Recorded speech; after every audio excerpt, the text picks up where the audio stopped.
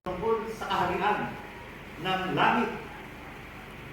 Yung ibang chapter, yung sermon sa bundok, Sermon on the Mount, ay tumatalakay sa mga katangian, tungkulin, karapatan, at kahihinatnan. Ito, ang kahihinatnan ng mga taong pinag-aharian ng Diyos. Tayo ba yun? Sabihin nyo, ako yun. Sabi kasi, yung kahihinatnan ng mga taong pinag-aharian ng Diyos. Ito rin ay mga tagubilin sa 12 alagad. 12 alagad. Tungkol sa kanilang mga dapat gawin. So, ito ay related talaga sa atin. Kung tayo mga alagad ni Kristo, matututo tayo kung ano yung dapat natin gawin. Sinasabi rin dito yung mga turo tungkol sa ahulugan ng pagiging alagad. Okay. So, sa aklat na ito, malalaman natin kung ano yung tungkulin natin. Malalaman natin kung ano yung dapat natin gawin. Kung paano maging tunay na alagad. Ito pa maganda, ang turo tungkol sa magiging wakas. Interesado kayo? Sa magiging wakas ng kasalukuyang panahon. Nabasa mo ba? Diba? Sabi diyan, tinuturo yung tungkol sa magiging wakas ng kasalukuyang panahon at nalalapit na paghahari ng Diyos. Ayon sa ating binasa, sabi, inibot ni Jesus ang lahat ng bayan at nayon. Nagturo siya at ipinangaral ang magandang balita tungkol sa paghahari ng Diyos. Pinagaling din niya ang lahat ng uri ng sakit at karamdaman. At pagkatapos, itinuro niya sa mga alagad at inutusan niya yung mga alagad na gawin nyo yung mga ginawa ko. Diba? So tayo mga sumasamba, tayo mga sumasampalataya, meron tayong idea. Meron na tayong susundan kung ano yung dapat natin gawin.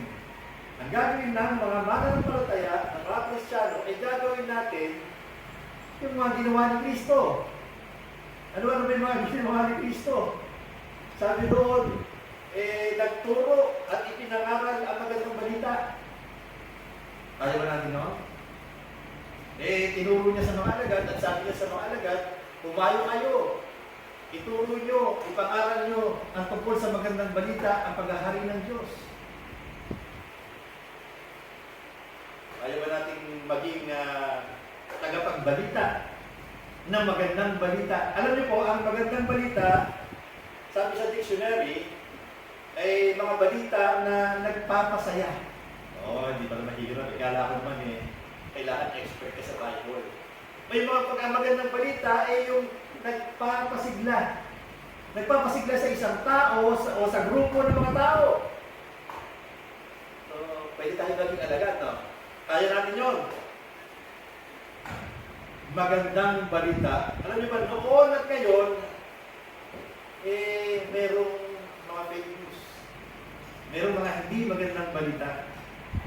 Sabi noon, nung una pa lang yung COVID, yung March, sabi noon, naka-discover na ng gamot sa COVID-19. Gandang balita, di ba? Sabi, yung saging daw ay gamot sa COVID-19. Yung pagpunta mo sa palengke, magkano isang kilo ng saging? $100. Nung isang linggo lang bumili ako, 60 pesos na ngayon, $100 na. Yung saging, tumaas ang presyo dahil sa fake news. Fake news versus magandang balita. So tayo mga Kristiyano, hindi tayo tinawag para maghatid ng mga fake news. Tayo ay tinawag para magbigay ng magandang balita. Magandang balita na nagbibigay ng pag-asa, nakapagpapagaan ng pakiramdam, nagbibigay ng tamang impormasyon. Di ba? Yan ang mga tungkulin natin. Yun ang mga papalisan natin. Bilang mga Kristiyano, yun ang tutularan natin. Yung magbigay ng magandang balita. Meron akong magandang balita na nabasa sa Bible. Sabi sa Bible, sapagkat napawalang sala na tayo sa pamamagitan ng ating pananampalataya. Di ba ang gandang balita yun? Sino rito yung wala ng kasalanan, hindi na pa walang sala? Ako lang? Okay, sapagkat napawalang sala na tayo sa pamamagitan ng pananampalataya. O, di ba ang gandang balita nun? Mayroon na tayong mapayapang ugnayan sa Diyos sa pamamagitan ng Panginoong Jesucristo. O dati merong may walang access, walang signal. Pero dahil sa Panginoong Jesucristo, nagkaroon na tayo. Dati tayong makasalanan, pero dahil sa ginawa ni Kristo, tayo napawalang sala. We are justified. We are acquitted. We are declared righteous. Sarap, di ba? Ang ganda balita na, di ba? Tayo matuwid sa harapan ng Diyos. Tayo makakatayo sa harapan ng Diyos sapagkat tayo matuwid dahil kay Kristo at dahil sa ating pananampalataya. So, ang good news, di ba? Ang ganda ng balita ng bad news siguro. Hanapan pa natin ng bad news. Kung hindi ka pa nananampalataya, kung hindi ka pa naniniwala, bad news yun. Pero ang good news, naniwala ka, manampalataya ka. Sa pamamagitan din ng pagsampalataya kay Jesucristo, pinamasa natin ang kagandahan loob ng Diyos. At tayo'y nagagala dahil sa pag-asang tayo'y makakabahagi sa kanyang kalwalhatian. Yan ang magandang balita. Yung meron tayong access sa grace, sa biyaya, sa grasya ng Diyos. Di ba? Hindi ang fake news. Yan ay magandang balita. Ang mga Kristiyano, ang mga sumusunod kay Kristo, tayo, dapat katulad ni Kristo, pinagbubulan tayo ng magandang balita. Alam mo ba pagka tayo pinagbulan ng mga fake news, ng mga chismis, hindi magandang balita yun. Okay? Kaya yung ibabalita natin sa ating kapwa yung makapagpapasigla, makapagpapasaya. Diba? Good news pa rin. Sa kabila ng mga bad news, meron pa rin good news. Diba? Ang mga Kristiyano, katulad ni Kristo, ay inuutusan magpagaling ng may sakit. Tagapagaling ng balita, ngayon naman ay magpapagaling ng sakit. Alam niyo ba, ang bawat Kristiyano, ang bawat mananampalataya, ang bawat sumusunod kay Jesucristo, may kapangyarihan magpagaling ng sakit. May kapangyarihan magpagaling ng sakit. Minsan, habang si Kristo, Jesus, naglalakad ng panahon na yun, sabi sa Bible, meron daw dalawang sumisigaw. Dalawang bulag na sumisigaw. Makikita niyo yan sa previous chapter. Chapter 9, pagpapagaling sa dalawang bulan. Habang nasa daan, sumisigaw, "Anak ni David, mahabag po kayo sa amin." Anong sinisigaw? Mahabag po kayo sa amin. Siguro, pupunta sa isang pagtuturo ang Panginoon kasama ng mga alagad. Nakaka-distract yun, di ba? May sumisigaw siya. O, ginawa ng Panginoon, lumapit siya. Nilapitan sila ng Panginoon at ang sabi, "Naniniwala ba kayo na mapapagaling ko kayo?" So, tinanong yung kanilang paniniwala. Tinanong yung kanilang faith. Sabi, "Opo, Panginoon, naniniwala kami." Ginawa ng Panginoon, inipo ang kanilang mga mata. At sinabi, "Mangyari ang ayon sa inyong pananampalataya." At sila'y namin. Diba? Sa pamamagitan ng Panginoon, sa pamamagitan ng kanyang paghawak, paghipo, at pagsasalita, yung bulag nakakita. Yung mga sakit, gumagaling. May power na talaga tayo magpagaling. Meron talaga tayong power na makapagpagaling ng kapwa natin. Pag dinignan mo kasi isang tao, kung minsan akala mo walang sakit. Di ba? Pero hindi mo alam na meron pala siyang dinaramdam. Meron siyang karamdaman. Sabi nga ng isang nabasa ko, doon daw sa hindi masyado pang Kristiyano, nagdurugo ang kanyang puso sa pagkamatay ng kanyang anak. Pagka pumunta ka ron, at sinabi mo na ito talaga ang buhay, yan ang kalooban ng Diyos. Yan ang nangyari daw sa hindi ko masyadong Kristiyano, nagtampo na, hindi na nagsimba. Pero yung nga naman, nagdadalang hati ka, pero ang kabigatan ang dinadala, sinabi ng kapwa mo na yan ang kalooban ng Diyos. Ang bigat yun, di ba? Kaya kung minsan daw, pagpunta natin sa mga ganong sitwasyon, minsan yung hawak lang sa kamay at pagpapagaan ng kalooban. Di ba? Minsan gusto natin kasi magsalita eh. Pero minsan pala yung mga sinasabi natin, pwede makasira pa. Paghawak mo lang sa kamay na sinasabi mo, narito ako sa tabi mo. Di ba? Paghawak at pagsalita. O kaya, yung pag sinabi mo na kapanalangin kita, lagi kitang sasamahan. Yung presensya mo pala, nakapagpapagaling na sa mga dinakaramdaman ng ibang tao. Diba? Mayroon ka bang nakita ng tao na nasabi, nakita lang niya, gagaling na. Naalala ko nung nailig pa ako sa basketball, mayroon daw may sakit na mamamatay na. Sabi lang, kahilingan lang niya. Nalaman niya ako ng Jaworski, gagaling ako. Hindi nyo nilaman si Jaworski, ha? Diba? Yung mga ganong presensya pa lang, nakapagpapagaling na. Tayo mga Kristiyano, yung presensya pa lang natin, pwede magbigay ng kagalingan sa ibang tao. Pwede magbigay ng kagaanan, ng mabuting pakiramdam sa ibang tao. Yung paghawak sa kamay, pagdapik sa balikat, malaking bagay yun. Para gumaling ang ating kapwa. Kaya natin sumunod kay Kristo, di ba? Kaya natin magpagaling ng mga may karamdaman. Kaya natin bigyan ng liwanag yung mga nadidiliman. Yung mga bulag, kaya makakita dahil sa atin. Di ba?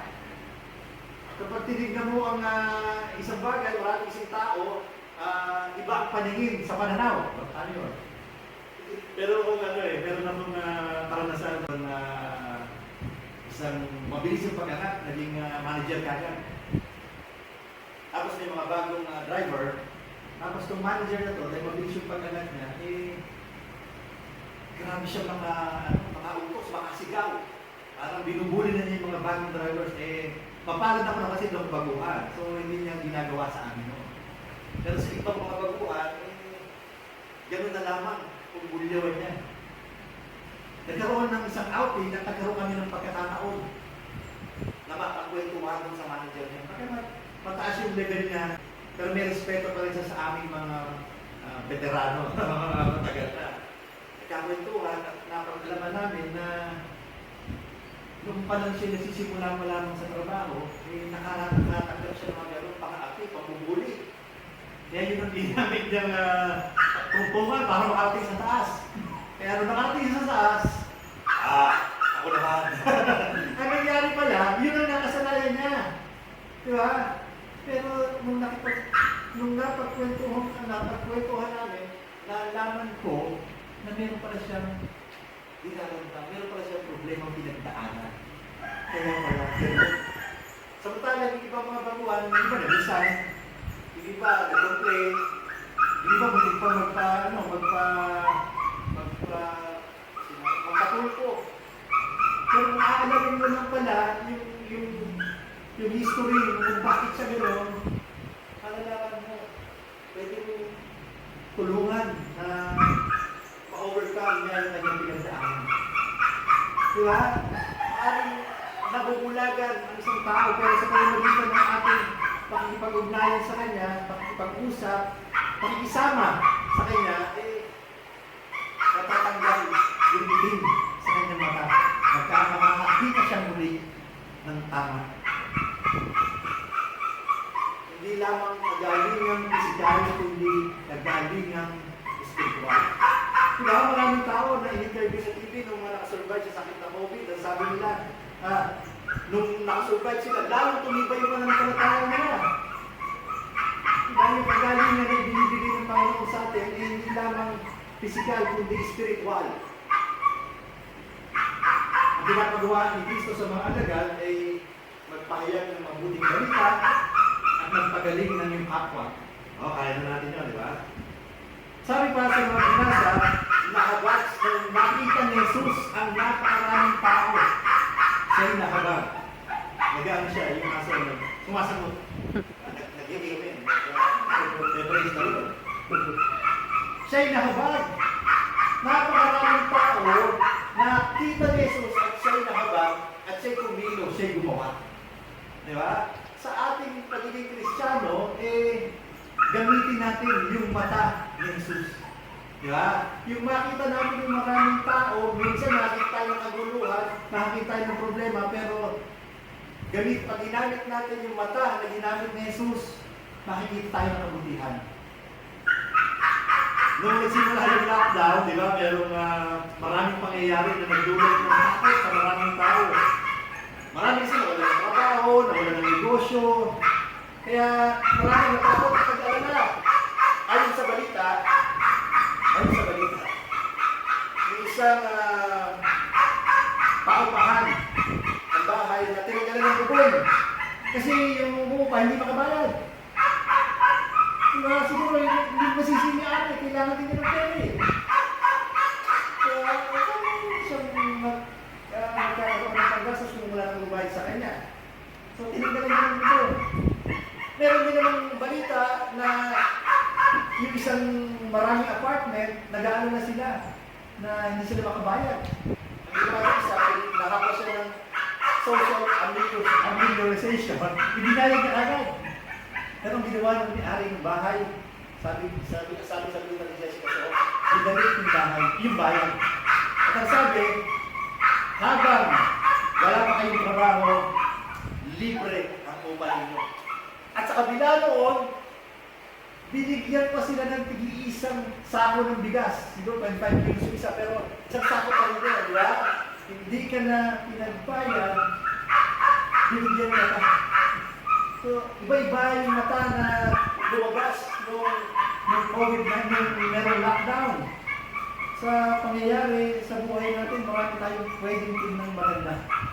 Marami tayong pwedeng makita na maganda sa kabila ng kahirapan. Maaari tayong makakita ng mga solusyon sa kabila ng problema. May mga employer na kahit hindi pumapasok sa trabaho, tuloy ang sweldo. Diba? Tama ba, Biggs? Diba? Sarap, diba? Yung mga tao kasi ito yung pagkakataon para makatulong sila. May mga tao na hindi naman dati nabibigay, nagluluto ng mga pagkain, tapos pamimigay nila sa mga frontliners. Diba? Ang nakikita nila sa sitwasyon natin, maganda. Maganda ang nakikita nila.